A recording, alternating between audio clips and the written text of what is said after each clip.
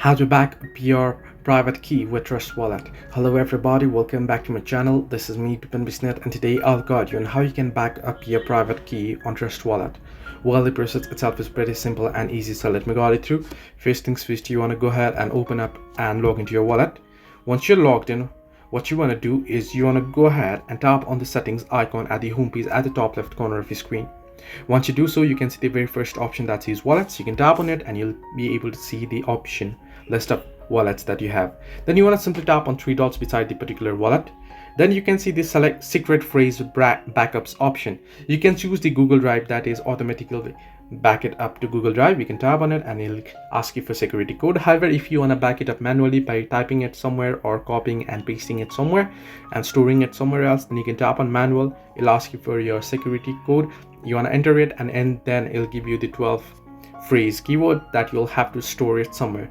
If you want to store it to your Google Drive, you can simply select the Google Drive option right here on this page. So this is how you can back up your private key with Trust Wallet. Hope this helped you. Do like and subscribe, and do not forget to leave a comment down below if you have any further issues.